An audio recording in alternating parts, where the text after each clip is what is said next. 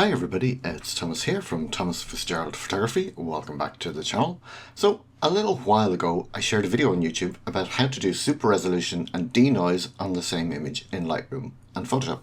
The trick was to do denoise first, then you would send the image to Photoshop and all you'd have to do is just save it, send it back, and then you would be able to do super resolution on the file as well. Unfortunately, in a recent update, Adobe has broken this workflow, so it doesn't actually work anymore. So I've been working on finding another workaround for this, and after a little bit of tinkering, I think I found a solution. So here's what to do. The problem seems to be that Adobe is embedding something in the metadata that tells Lightroom that the image has already gone through one of the AI processes in the enhanced mode. And that metadata seems to be being maintained when you send it to Photoshop and back, and then when you try to run super resolution it just goes no. So I tried exporting it as a TIFF and then re-importing, and this didn't work either. However, when I set Lightroom to strip the metadata from the exported file, it worked like a charm. I'm going to walk you through the process. It's actually quite straightforward. So I'm going to start off with an image. This is a raw file and I haven't done anything to it yet.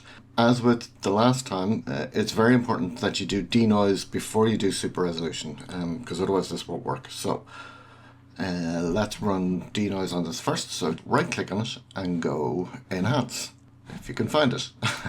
It's looking at me. Okay, so turn it off. We want denoise. Okay, and just let this run. Okay, so now that's run denoise and it's nice and clean. So the next thing we want to do is set up an export template so that we can reuse this over and over again and we don't have to go through a long-winded process every time. So let me go File and then Export. So I've already done this, but I'm going to start again and make one entirely from scratch, so you can see exactly what you have to do. Starting at the top, we want Export to and we want hard drive. Okay, and then under export location, we want to set this to same folder as original photo. Okay, and then on put in subfolder, we want to turn this off, and then we want to add to this catalog, and add to stack, and we want to change this to above original. So now when you export this, it will automatically re-import it and stack it with the one you're exporting. Okay, so file renaming, I'm going to leave this off. Video, we don't want to do anything here. File settings, we want to set this to TIFF. Okay, so this is an important one. It's important that you use TIFF and not JPEG, because if you use JPEG and you're having like a RAW plus JPEG workflow, Lightroom will ignore the JPEG. Okay, so TIFF.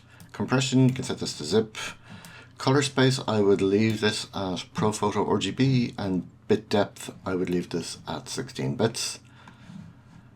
Content credentials, ignore that. Image resizing, make sure that's turned off.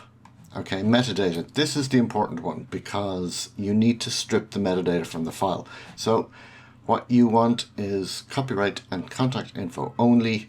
Any of these will break the process, so make sure it's either this or this. Okay, watermarking leave off and post-processing leave off. Okay, so there are all the settings we need to set. Now we want to save it as a template or as an export preset, so just hit add, and we will call this something like re-import TIFF. I've already done this, so I'm going to call it V3. Create. Okay, and then we just hit done. Don't need to do it just yet. Okay, so now to do this, and to do this every time, you just go File, Export with Preset, and re-import TIFF. See, I've done a few of these already, but we're going to go with the one we just created. It's this one.